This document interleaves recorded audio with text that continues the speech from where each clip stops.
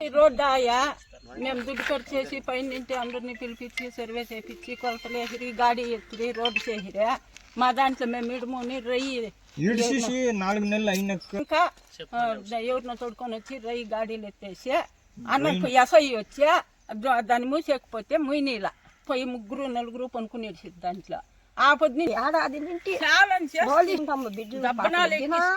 Complete మేము వాళ్ళని కెండ్లు ఎత్తి కూడా చూసేయలేదు. మేము కెండ్లు ఎత్తి కూడా చూసేయలేదు, అడ్డం వస్తే కూడా చూసేయలేదు. నేనా ఇప్పుడు ఫోన్లు 3 కితాలు తమ్ముళ్ళు 3 కితాలు ఊరికైనా మమ్మల్ని రేపు చేసిరి అనేది, మమ్మల్ని ఇది చేసిరి అది చేసిరి అనేది, అది చేసిరి అనేది. ఇట్లా అయిపోయిందప్ప. ఏడాది నుండి మేము అన్నం తింటాంలే, మేము సేద్యాలు లేక చూడు ఇట్లా పరిస్థితుల్లో ఉన్నాము. జన్మ పోలీస్ స్టేషన్ తీసుకొని ఇట్లే వస్తా ఉన్నారు పోతా ఉన్నారు. ఒకరు న్యాయం చేయలేదు, ఒకరు ఆ రోడ్డు చేయలేదు. దాన్ని అడ్డం పెట్టుకొని ఇట్లా 3 దినాలకు ఒకనాడు సాఫీన్లు పెట్టేది, సాఫిచ్చేది, దీవిచ్చేది. మన పీడో వచ్చింటే కూడా ఈ ఊరు నెంబర్ ఉన్నాడు అడగండా, ఆ నెంబర్ ఎదురుగానే ఎన్ని సాఫీన్లు పెట్టి ఎట్లా మాట్లాడిగిందో మేము వీళ్ళని ఇదే వచ్చింది. రోడ్డు నింటి ఆరంభం అయిండేది. అది వాళ్ళకి మనసుకు వచ్చినప్పుడంతా ఒకటి ఇస్తా ఉండే పని, ఒకటిప్పుడంతా అందరూ మాట్లాడతారు. మేము వీళ్ళంతా భద్రించి పెట్టుకొని ఉండమ్మా, వాటి ఇష్టంగా మాట్లాడతాయి. మళ్ళా పోయి కంప్లైంట్ మా పైన ఇస్తాయి. అంతే ఇట్లా దినము పోలీసు వాళ్ళు పోను రండా మీ మంది కంప్లీట్ ఉంది అనేది. ఆడిది మగవాడు బిడ్ని సంకలో పెట్టుకొని తాగే బిడ్ని కూడా ఎత్తుకొని పోయేది, తాగే బిడ్ని కూడా ఎత్తుకొని పోయేది. మేము మా సేద్యం చేసుకొని మేమేమో గింజ తాక్కునేవాళ్ళు. మేమేమన్నా ఈడ ఇది చేసేవాళ్ళ. మాకే ఇట్లా ముందు ఎక్కడ ఇల్లు లేకుండా అయిపోయింది. మాకు ఎక్కడ పోయేకి మార్గంలో లేకుంటే ఏమన్నా పోయిపోయా బతుకుపోదు. మాకు మార్గంలో ఎక్కడ పోదు. మేము బిడ్డలు పాపడిని వేసుకొని రోడ్డుల్లో బతికేకి అవుతుంది మా చేత. బిడ్డ పాప వేసుకొని ఏమో కష్టం పడతాము, జీవనం చేసుకుంటాము. ಈ ಸರ್ಕಾರ ನಮ್ಮದು ದೇವಳಹಳ್ಳಿ ಗ್ರಾಮ, ಬೇತಮಂಗಲ ಹೋಬಳಿ.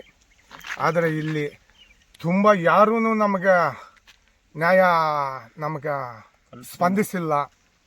ಇಲ್ಲಿ ಒಂದು ರೋಡ್ ನಕಾಶ ಗೌರ್ಮೆಂಟ್ ರೋಡ್ ಇದು.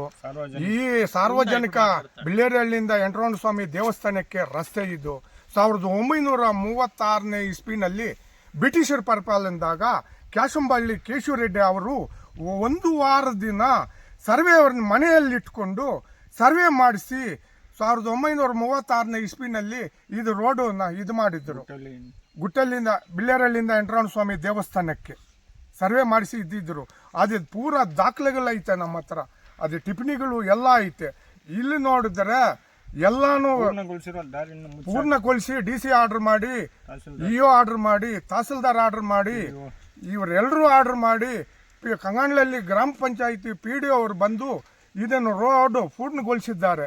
ಅದಕ್ಕೆ 4 ತಿಂಗಳು ಆದಮೇಲೆ ರಾತ್ರಿ ಹೊತ್ನಾಗ ಇವರು ಶ್ರೀನಿವಾಸು, ತಿಮ್ಮಯ್ಯ ನಾಯ್ಡು ಇವ್ರ ಕುಟುಂಬದವರು ಆ ರಸ್ತೆನ ಹಾಳು ಮಾಡಿ ನಮ್ಮ ಮೇಲೆ ರೇಪ್ ಕೇಸುಗಳು, ನಮ್ಮ ಮೇಲೆ ಕ್ರಿಮಿನಲ್ ಕೇಸುಗಳು.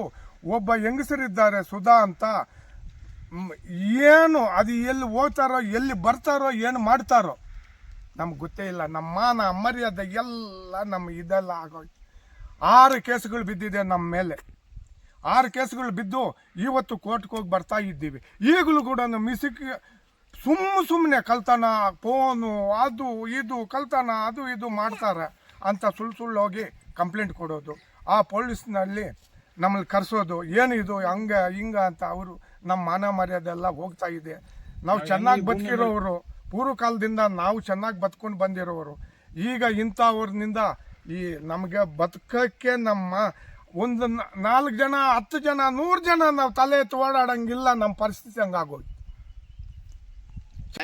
ನ್ಯಾಯ ಸಿಗ್ತಾ ಇಲ್ಲ ಅಂತೇಳಿ ಅಲ್ಲೇ ನಮ್ಗೆ ನ್ಯಾಯ ಸಿಗೋರ್ಲು ನಾವು ಬರ್ದೆ ಅಲ್ಲೇ ಧರಣಿ ಮಾಡಿ ಅಲ್ಲೇ ಕುತ್ಕೊಂಡು ಯಾವಾಗ ನ್ಯಾಯ ಸಿಗುತ್ತಾ ಅನ್ನೋರ್ಲು ನಮಗೆ ದಯಾಮರಣ ಆದೇಶ ಕೊಟ್ಟು ದಯಾಮರಣ ಆದೇಶ ಕೊಡ್ಲಿ DC ಸಾಹೇಬ್ರು ಕೊಡಿ.